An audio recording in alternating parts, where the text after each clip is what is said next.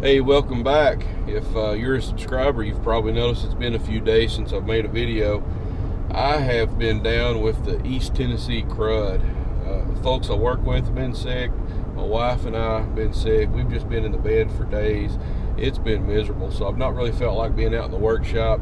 But today's a Saturday morning. I'm feeling a little bit better, so hopefully I'm going to start getting back in action, get back out in the shop and finish up the build. Today though, before I jump back into a build, we have a local event going on here in East Tennessee. It's kind of a big deal for the area. Once a year we have what we call the world's largest yard sale. Highway 127 runs north to south, several hundred miles, and it fills up for about 4 days a year with just thousands and thousands of yard sellers, flea marketers. So I'm going to run over here to the sale for a few hours and see if I can maybe find some knickknacks for the Camp Easy. Be cool to find some old car or truck fenders I could use on the build, but I'm not going to hold my breath on that one. But yeah, we'll see what's over there. So let's go check it out.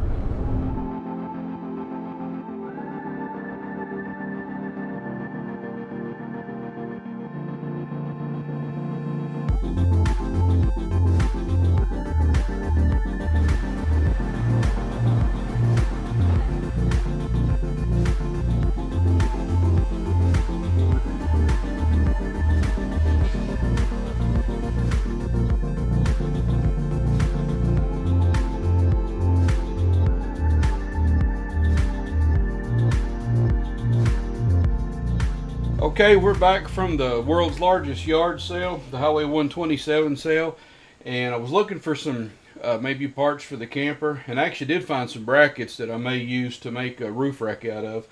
But check out this bad boy. I bought a mid-70s Winnebago Indian. This thing is super cool. Never had one of these when I was a kid. Probably just set this on the shelf when I get the shop cleaned up after my teardrop build and just kind of have it something to look at. But the roof on this thing comes forward. Oh, we got a little rod. There we go. The roof on it comes forward and makes the awning. Is that not super cool? Just had to pick that up. I did a video previously on putting sidewall sheeting on, and that video covered me doing it on the left hand side. This morning I came out and I repeated that on the right hand side. I didn't show that because it's already been documented in video. But I am working on the rear hatch. I've put the sheeting on the rear hatch and now I'm going to trim it out. So we'll cover a little bit of that. Yes, I know my shop is a mess. This is what happens when you build a teardrop camper inside of a little workshop. I'll get it cleaned up, I promise.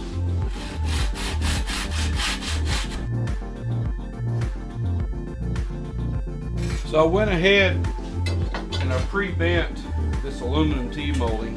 This T-molding is about 2 inches wide and it'll fit on the edge of the galley hatch just like that. I'll put some butyl tape underneath it or some Trim Pro butyl caulk or polyurethane caulk, and then I'll put the screws here in the edge. And guys, let me give you a tip. If you want to impress your lady with your strength, just show her this piece of metal and how easy it bends. This stuff bends super easy. It'll make you look real strong.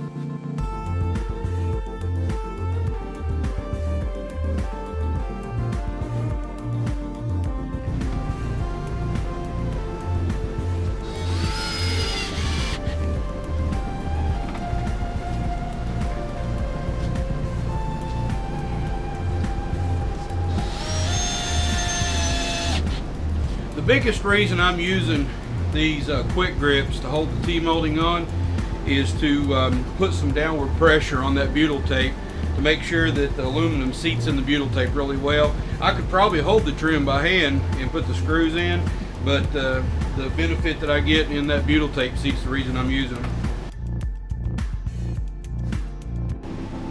Well, rats, I just put this piece of aluminum on there and butyl tape, screwed it, and sat back and was looking at how nice it looked.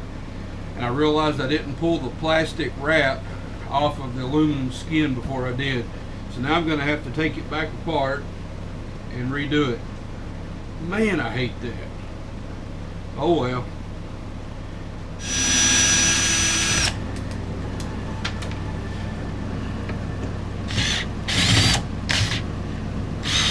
Come on, get out of there.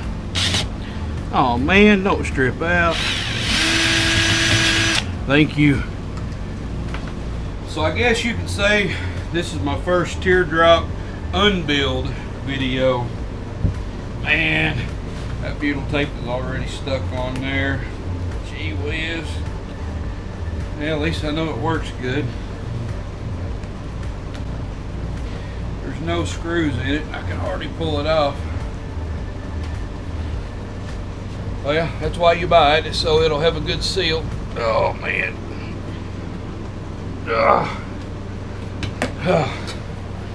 What a mess.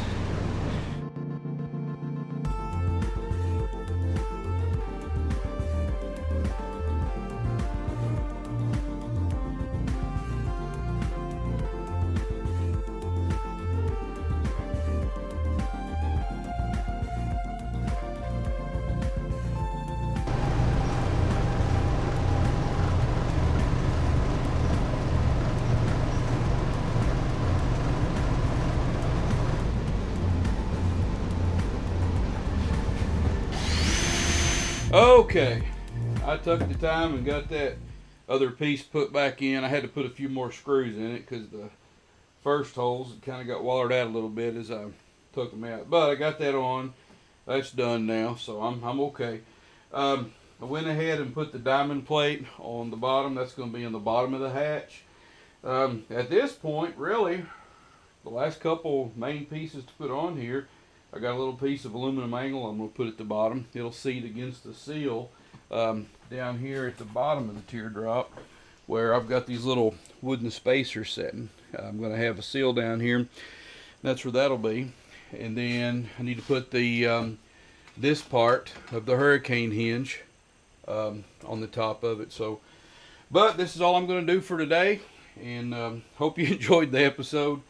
And leave me a comment below about how silly my mistake was about unbuilding the teardrop. So if you haven't subscribed already, I appreciate you do so. And give me a like if you liked it. And we'll see you later.